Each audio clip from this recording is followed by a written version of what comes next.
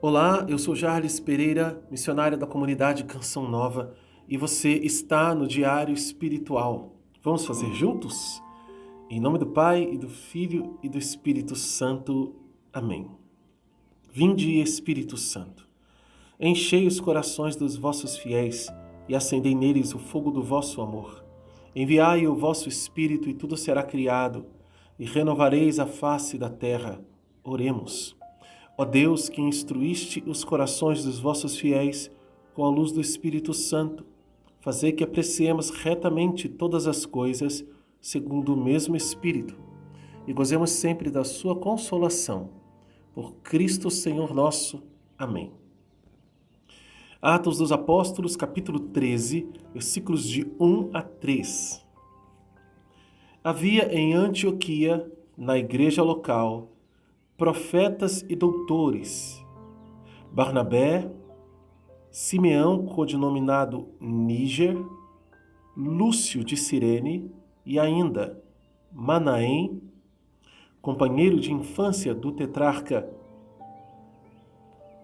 Herodes, e Saulo. Celebrando eles o culto em honra do Senhor e jejuando, disse-lhes o Espírito Santo: Separai para mim Barnabé e Saulo, para a obra a qual os destinei. Então, depois de terem jejuado e orado, impuseram-lhes as mãos e despediram-nos. Palavra do Senhor, graças a Deus. Paulo, Saulo ainda, e Barnabé são enviados em missão. A missão ao qual o Espírito Santo destinou. Mas a gente pode se perguntar, mas como que acontece esse envio dos missionários, né? O missionário é enviado, eles impuseram as mãos aqui. Lá atrás também os apóstolos impuseram as mãos sobre os homens que se tornaram diáconos. Apesar do gesto ser parecido, a intenção e o que acontece é totalmente diferente. Os 12 apóstolos, eles impõem as mãos para ordenar 7 diáconos. Então eles são constituídos, a igreja usa uma palavra muito bonita, eles são feitos. Foi feito diácono, foi feito sacerdote, foi feito bispo, Foi criado bispo. É muito bonito porque se torna uma marca sacramental indelével. Não dá para tirar. Não se tira a marca da ordenação. Não se tira. Mas aqui não é o caso da ordenação. É um caso de um envio e uma bênção de envio. Esses profetas e doutores eram as autoridades na igreja de Antioquia, que tinha sido formada por aqueles cristãos de origem helenista que foram dispersados através da perseguição que Saulo mesmo fez contra a igreja depois da morte de Estevão. E que coisa, né? Como que o Espírito Santo age, né? Este mesmo Saulo agora, anos depois, é claro, Aqui, alguns anos depois, não vou saber precisar isso, mas pelo menos 5, 6 anos depois, ele estava lá, junto com eles, como um dos anciãos, como uma das autoridades naquela igreja de Antioquia, fundada por cristãos de origem helenista, ali vivendo fora do território de Israel. Interessante que os profetas, que eram homens que tinham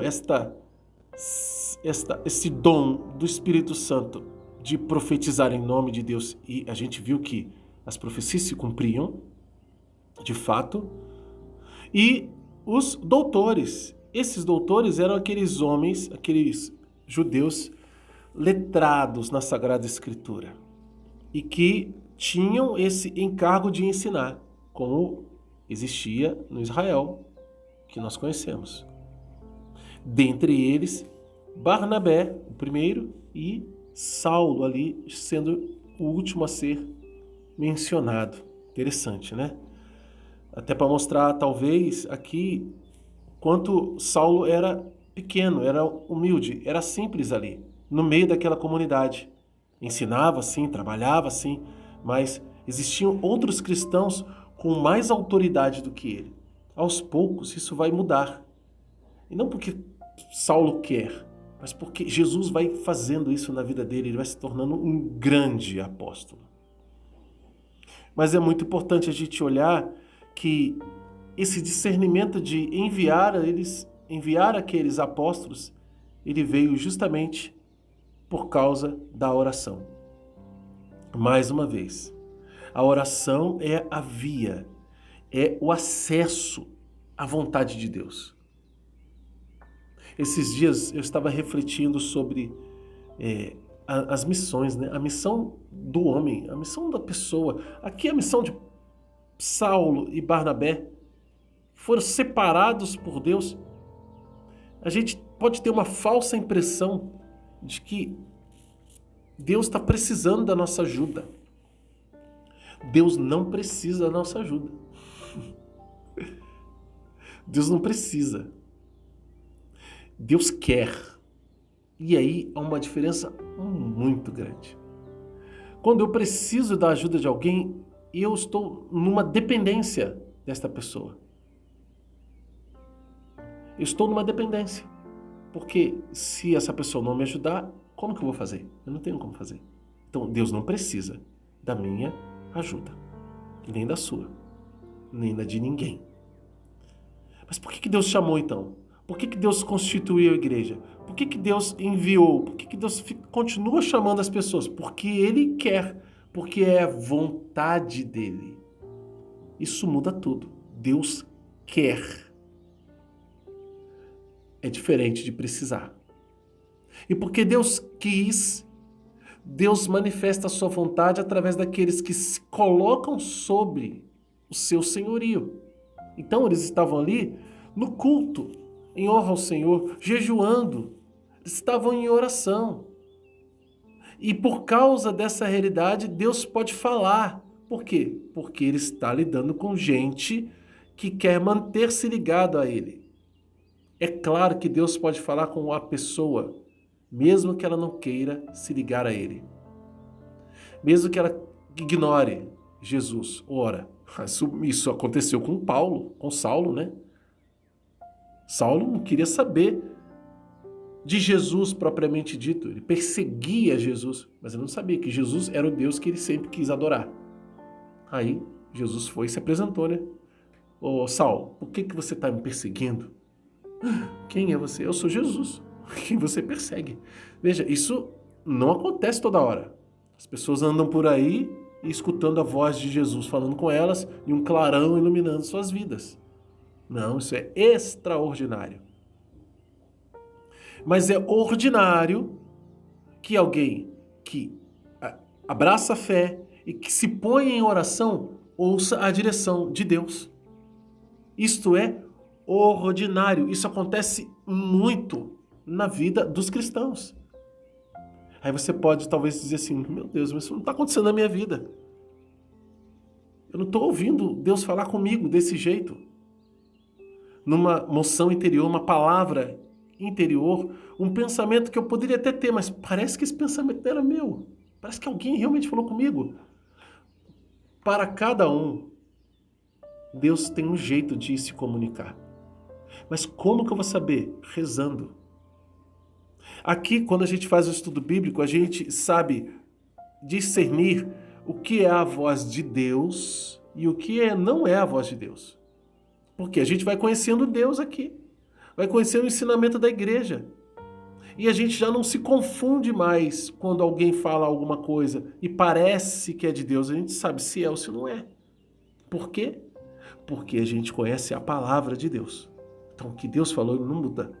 Ele tem um jeito de ser. E é lindo, né? A gente sabe o que é uma promessa, a gente sabe o que é um princípio eterno. A gente sabe o que é uma ordem de Deus. Então, isso nos clareia a mente. E a partir dessas realidades, entenda a importância do estudo bíblico, meu irmão, minha irmã, desse método do Padre Jonas. A partir dessas realidades, na tua oração, Deus vai se manifestar também assim. E você vai saber que é Ele. Você vai saber. Mas tem que rezar. Tem que se pôr em oração. E eles, porque estavam em oração, e já eram homens de Deus, viu? Já ali haviam profetas e doutores. O Espírito Santo falou com eles. Separai para mim Barnabé e Saulo, para a obra a qual os destinei. Como assim? Essa frase inteira foi falada para todo mundo? Você poderia estar se perguntando. Às vezes não. Às vezes um deles teve essa noção. Só que Deus coloca uma confirmação em todo mundo. Se você nunca participou de um grupo de oração carismático, muitas vezes acontece isso. Alguém vem e traz uma palavra de ciência e revela aquela palavra de ciência, e o outro lado diz, eu confirmo. Eu confirmo porque isso. Aí, a outra palavra de ciência não é igual a que Deus deu para uma pessoa, mas ela traz da mesma realidade. Por isso o outro entende que aquilo é a confirmação. Outros entendem essa confirmação no sentimento.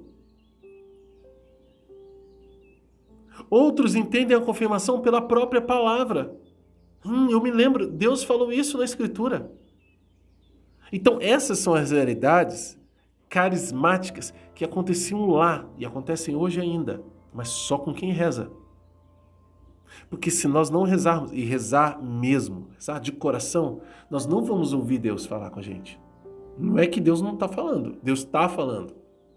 Mas a gente não vai ouvir. A gente, se ouvir, vai ficar em dúvida. Será que é isso mesmo? Será que é Deus mesmo? Entende? Olha a importância. Mas era assim que os missionários eram enviados, através de uma certeza de que aquela era a vontade de Deus, e aqui está uma ordem expressa de Deus que vem em profecia durante a oração, e eles continuaram jejuando e orando para se preparar, que era uma preparação comum para a missão, o jejum e a oração, em entrega a Deus, e impuseram as mãos, enviando Barnabé e Saulo. É assim que acontece às vezes, você vê na paróquia uma missa de envio, de alguém que está indo para um convento, está indo para um seminário, está indo para uma comunidade.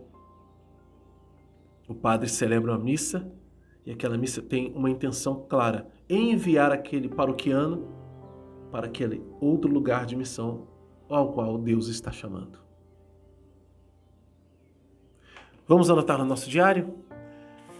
Tem essa ordem de Deus aqui, o versículo 2. Celebrando eles o culto em honra ao Senhor e jejuando, disse-lhes o Espírito Santo, separai para mim Barnabé e Saulo para a obra a qual os destinei. Anota também qual é a mensagem de Deus para você e como colocar isso em prática na sua vida. Se você é novo aqui no canal, o convite é que você se inscreva para acompanhar todos os dias o Diário Espiritual, que é o estudo bíblico seguindo o método A Bíblia no Meu Dia a Dia, de Monsenhor Jonas Abib. Na descrição do vídeo tem tudo que você precisa saber para isso. E, com alegria, vamos juntos fazer a Bíblia inteira seguindo esse método. Então, você pode também acionar o sininho da notificação e deixar um like, porque o seu like ajuda a espalhar esse vídeo. E isso é evangelização. Que Deus abençoe você. Ó Maria, concebida sem pecado, rogai por nós que recorremos a vós.